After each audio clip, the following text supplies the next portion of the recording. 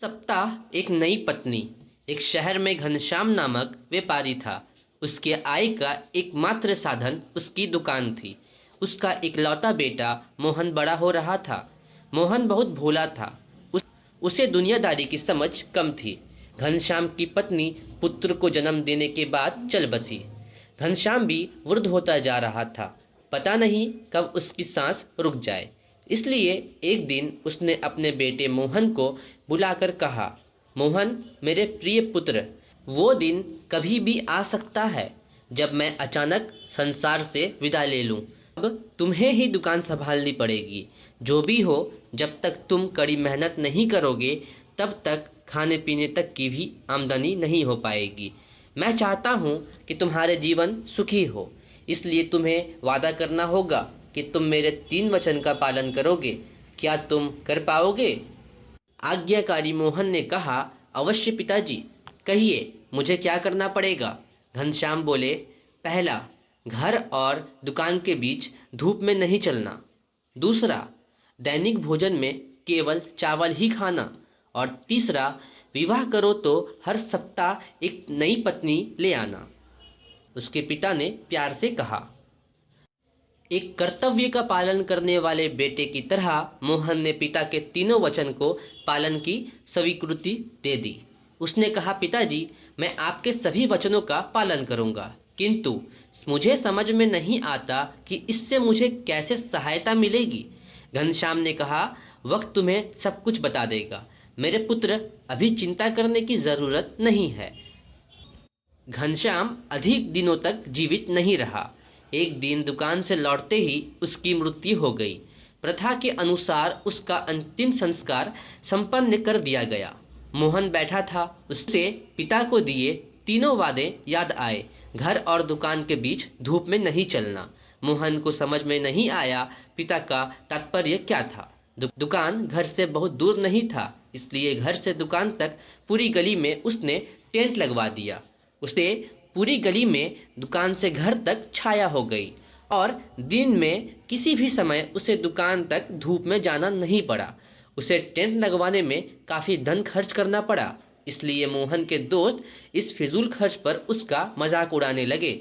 मोहन सिर्फ इतना ही कहता, लेकिन मैंने पिताजी को वचन दिया था। उसे पिता का दूसरा वचन याद आया, दैनिक भोजन में सिर्फ चावल ही खाना। मोहन को इसका पालन करना अधिक मुश्किल नहीं लगा। यद्यपि कुछ दिनों के बाद ही वो इससे उबने लग गया। कभी उसके दोस्तों ने अपने घरों में भोजन पर निमंत्रित किया, लेकिन उसने मना कर दिया। यदि वो चावल के अलावा कुछ और परोस दे, विचार के आते ही वो परेशान हो जाता। मैं पिता को दिए वचन का पालन नहीं कर पाऊंगा। उसने दोस्तों को पिता का दिए वचन का रहस्य नहीं बताया। उनके अविवाहित लड़कियों के माता पिता उसके पास विवाह का प्रस्ताव लेकर गए, लेकिन उसकी शर्त सुनकर चकित रह गए। मैं आपकी बेटी से विवाह तो कर लूंगा, किंतु केवल 1 सप्ताह के लिए ही मेरी पत्नी रहेंगी। लड़की के पिता ये सुनकर क्रोधित और निराश होकर वापस चले जाते। मोहन की विचित्र शर्त से दुखी होकर योग्य लड़कियां के पिता दूर ही रहने लगे। शीघ्र ही पूरे शहर में वो हास्य का पात्र बन गया। सुधा को मोहन की विचित्र शर्त के बारे में मालूम हुआ। वह उसकी दृढ़ता से बहुत प्रभावित हुई। उसने उससे विवाह करने की निर्णय कर लिया और अपने माता पिता को यह निर्णय बताया। वो लोग भयभीत हो गए और कहा, 1 सप्ताह के बाद वो तुम्हें निकाल देगा तो तुम्हारा क्या होगा? वो बेवकूफ़ी ना करो सुधा, हम लोग तुम्हारे लिए कोई और लड़का देखेंगे। सुधा ने बड़े विश्वास के साथ कहा, वो मुझे नहीं निकालेगा, आप लोग देखते जाइए। उसके माता पिता ने तब मोहन को सुधा से मिलने के लिए अपने घर पर निमंत्रित किया। मोहन सुधा की सुंदरता तथा उसके मधुर व्यवहार से बहुत प्रभावित हो गया।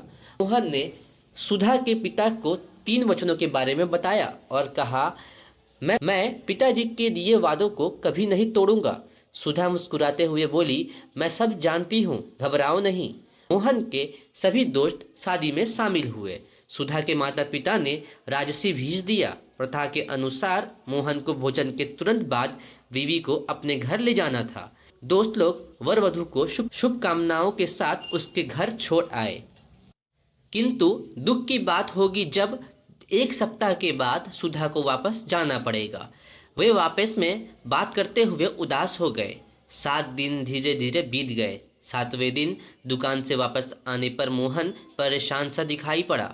सुधा ने देख लिया, लेकिन वो घर पर सारा काम इस तरह करती रही मानो कुछ नहीं हुआ, मानो कुछ हुआ ही नहीं। कल मुझे उसे निकाल देना होगा। मैं पिता को दिया वचन कैसे तोड़ सकता हूँ? यह विचार मोहन को रात भर परेशान करता रहा। सुबह हो गई। मोहन जाने के लिए तैयार हो गया। मोहन ने सुधा से कहा, क्या तुम तैयार हो सुधा? आज मैं कहीं नहीं जा रही हूँ, सुधा ने भोलेपन से उत्तर दिया। मोहन ने कहा, मुझे तुम्हें घर वापस ले जाना है।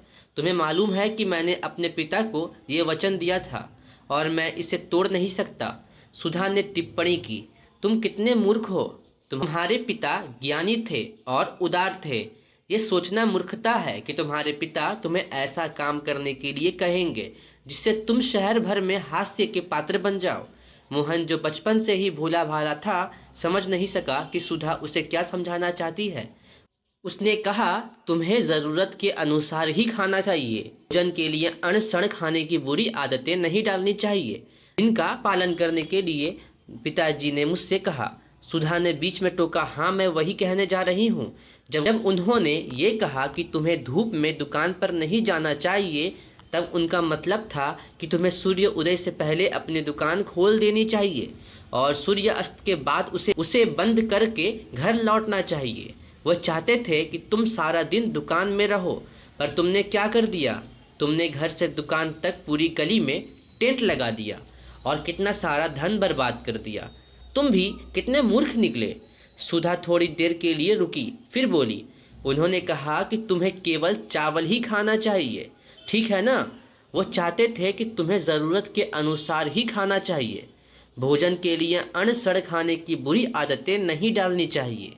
जब तुम्हारे दोस्तों ने भोजन करने के लिए निमंत्रित किया, तब तुमने स्वर्गवासी पिता के नाम पर उनका निमंत्रण ठुकरा दिया। भगवान उनकी आत्मा को शांति प्रदान करे। अब मोहन उस पर ध्यान से नज़र डाले ये जानना चाह रहा था कि वो तीसरी वचन के बारे में क्या कहेगी। सुधा ने समझाया, तुम्हारे पिता सिर्फ ये बताना चाहते थे कि तुम अपनी बीवी को बहुत प्यार से रखो। यदि तुम अपनी पत्नी को उतने ही प्यार से हर रोज़ देखो जैसे तुमने पहले दिन देखा था, तो वो हर रोज़ तुम्हें नई पत्नी की तरह दिखेगी। मोहन खुशी से मुस्कुरा पड़ा। सुधा, तुम तो मेरी कल्पना से भी एक बुद्धिमती हो। ठीक है, मैं अब तुम्हें कभी भी तुम्हारे घर वापस नहीं भेजूंगा और तुम हमेशा के लिए मेरी प्यारी पत्नी बनी रहोगी। मोहन और सुधा 8वें दिन से सुखी संपन्न जीवन जीने लगे। इस कहानी का उद्देश्य यही है कि ज़रूरत से ज़्यादा भी इंसान को भोलापन नुकसानदेह होता है। अगर ये कहानी आपको पसंद आई होगी तो इसको लाइक कीजिए और वीडियो को शेयर कीजिए, चैनल को सब्सक्राइब कीजिए।